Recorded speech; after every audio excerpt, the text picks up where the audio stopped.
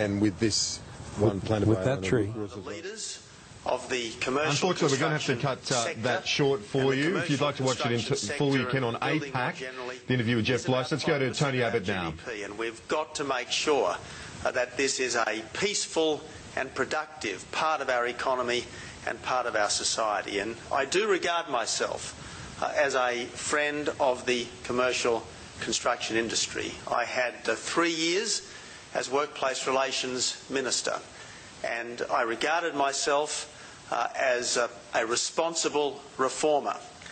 I regarded myself as someone who wanted to ensure that people could look forward to going to work, could do an honest day's work for a fair day's pay, and after a week or a month or a year, look back on what they had done with satisfaction because they knew they had been productively and gainfully employed, productively and gainfully utilised for the benefit of their fellow citizens. And Brian, thank you for reminding the audience of the Coal Royal Commission, because the Coal Royal Commission was the beginning of the reintroduction of the rule of law into what had so often been a lawless industry.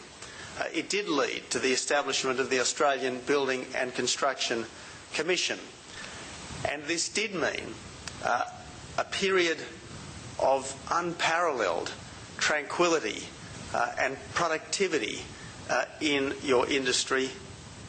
It meant, yes, about a $6 billion improvement, annual improvement in our national wealth, but more importantly, it meant that you could go to work as normal human beings. You could go to work and feel just as confident that your day would run as smoothly as things can in an inherently unpredictable industry, in the same way that doctors and nurses can go to work and public servants can go to work and people in ordinary business ought to be able to go to work, knowing that you would not be subjected to harassment and persecution and intimidation.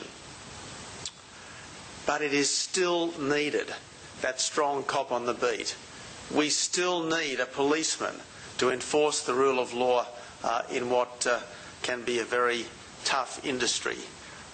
There was, for instance, the Epping Markets dispute just about 18 months ago, which resulted in locks being superglued, entrances being blocked, fires being lit, and you know that this is typical of what can happen in your industry if disputes get out of control, if there is not a strong cop on the beat.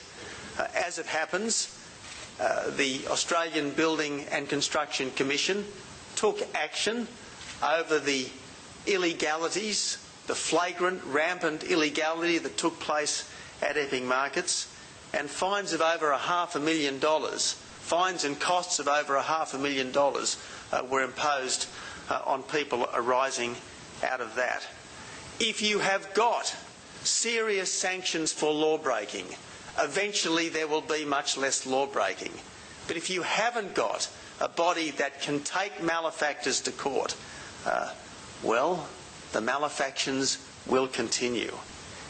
And the body that took action against the illegalities at Epping Markets is the body which is now under threat in the Parliament. Now, I want to tell you, ladies and gentlemen, the Coalition will support the ABCC with every breath in our political bodies.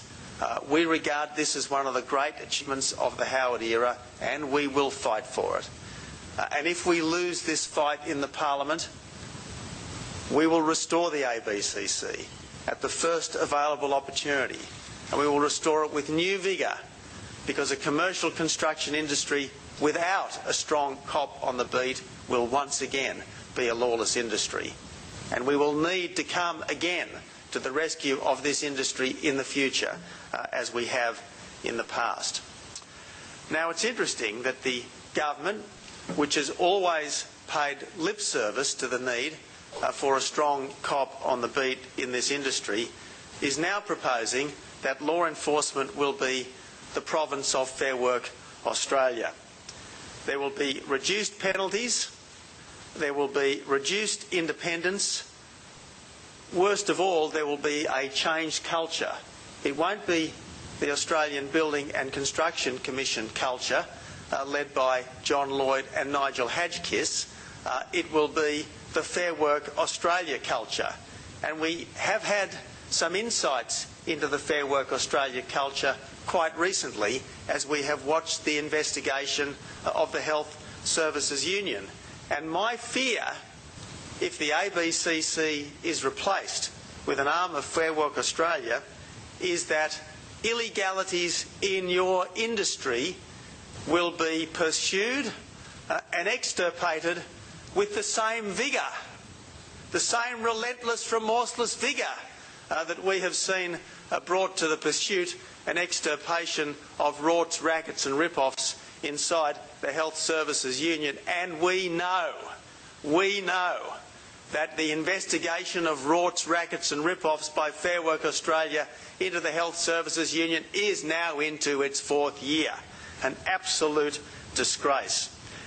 Now, ladies and gentlemen, as a former federal minister for over 9 years, including 3 years as Minister for Workplace Relations, I don't lightly question the impartiality, competence and commitment to due process of federal agencies. Hence the gravity of my concerns over the investigation of the Health Services Union and in particular the activities of Federal Member of Parliament Craig Thomson. Let me say that for an organisation that administers an act which is supposed to improve workplace productivity, Fair Work Australia's own productivity has to be questioned. Its investigation into Mr Thomson is now into its 4th year, longer than the Woodrow Commission, longer than the Fitzgerald Inquiry, and much longer than the Coal Commission into the building industry. The Watergate investigators did their work in 18 months. The Empire State Building went from sod turning to completion in 1 year and 45 days. So what kind of operation is Fair Work conducting here when it takes more than 3 years to investigate these allegations? Prime Minister Gillard promised that Fair Work Australia would be an independent umpire. Surely she did not mean an umpire that gave his decision after the game was over. Now, with 8 out of 10 of the Gillard government's senior appointments being former union officials, Fair Work Australia should be eager to dispel the slightest perception of an incestuous relationship with the Labor Party or of an institutional go-slow to protect a Labor government. Fair Work Australia should be eager to publish all correspondence, emails, file notes and phone records of contact and ministers' offices so that there can be full confidence there has been no political interference in this investigation. Especially the 70,000 low-paid members of the Health Services Union need to be confident that Fair Work Australia is protecting them, not the government. And on top of this, the Gillard government now wants to shut down the Australian Building and Construction Commission, a genuinely independent regulator that's been proven to work, and replace it with what I fear will be the toothless tiger version, the proposed Fair Work Building Inspectorate, which will make law enforcement in this industry a part of the Fair Work regime.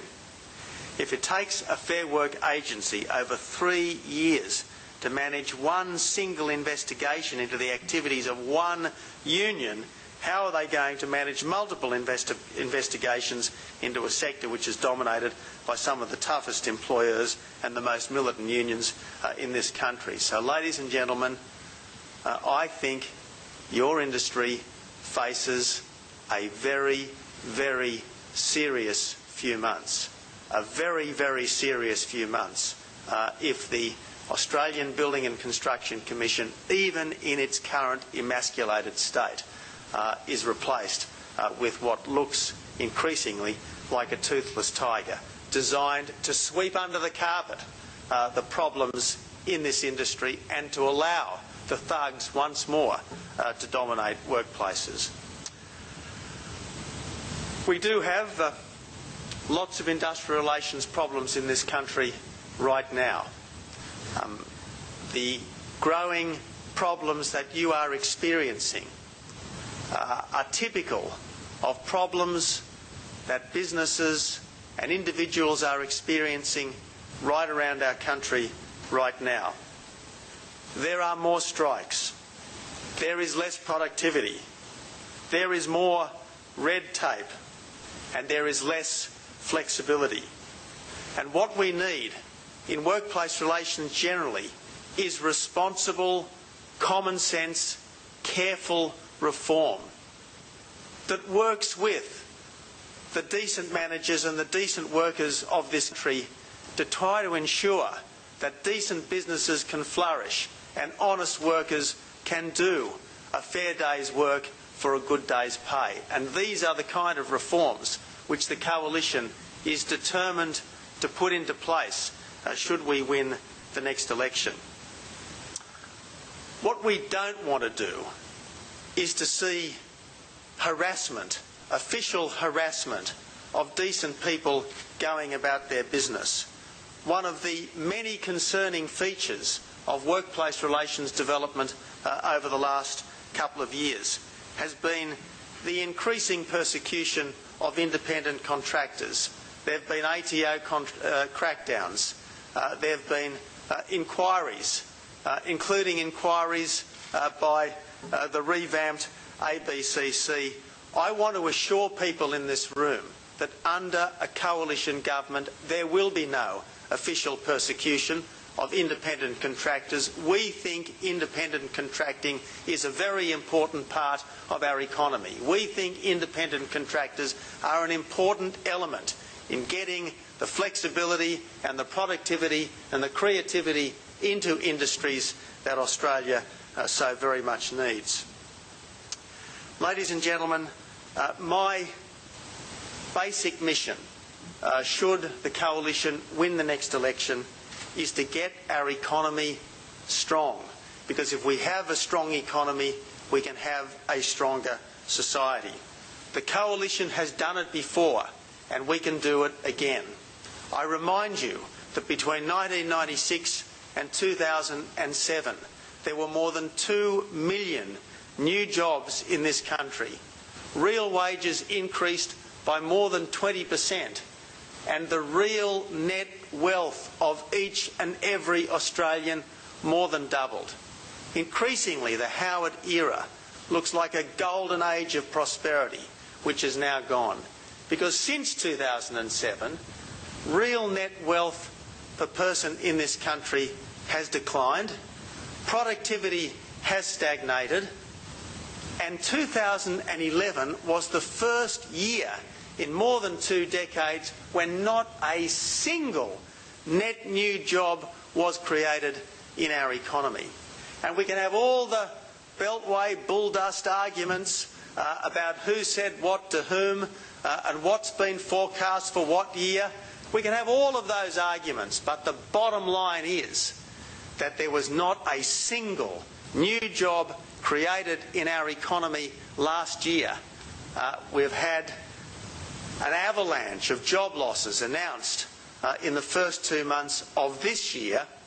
We know that the Eurozone crisis is a sign of the deep fragility in the international economy, and so what is this government doing? It is clobbering our economy with the world's biggest carbon tax. This is a government which does not understand the basics of economic management. This is a government which has delivered the 4 biggest deficits in Australia's history, $167 billion worth of cumulative deficits. Wayne Swan now tells us that next year there will be a surplus. Well, at Wayne Swan's projections, it will take more than 50 years of Swanee surpluses to make up for just 4 years of Swanee deficits.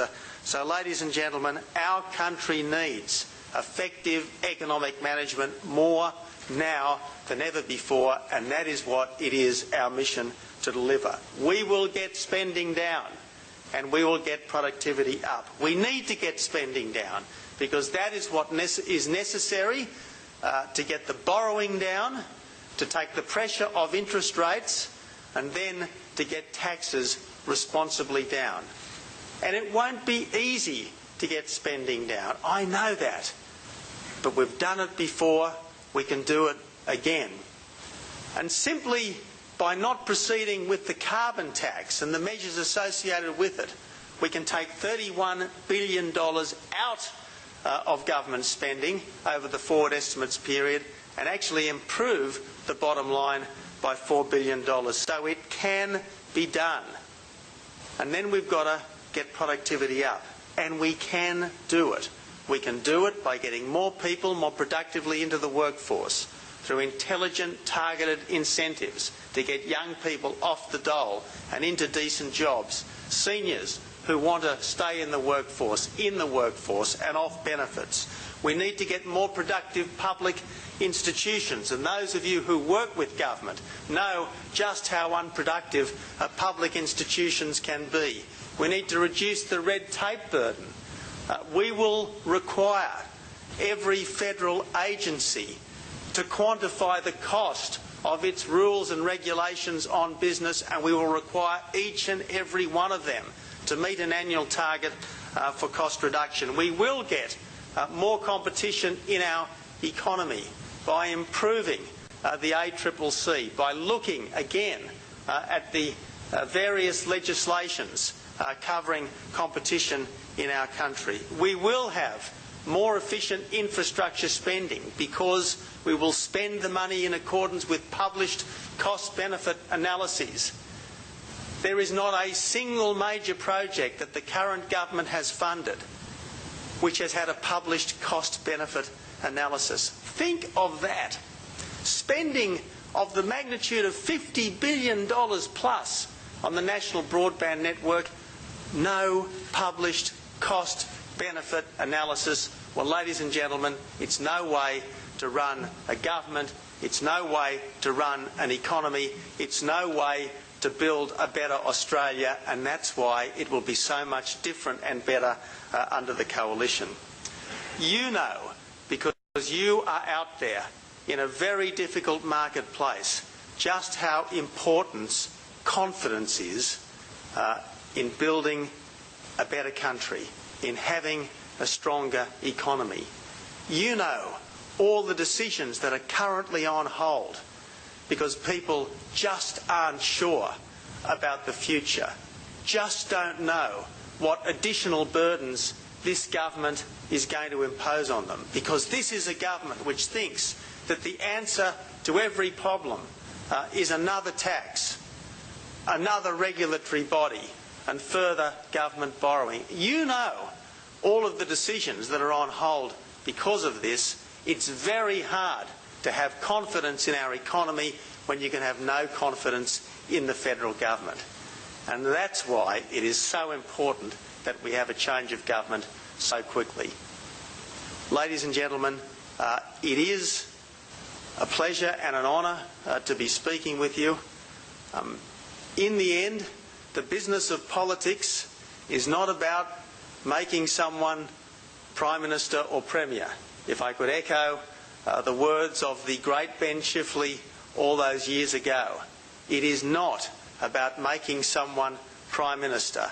It is about building a better country. It is about working for the betterment of mankind. That's what it's about. If I do my job better, if government does its job better, you, the people of Australia, can do your job better, and then all of us can have a better life. That's what it's all about.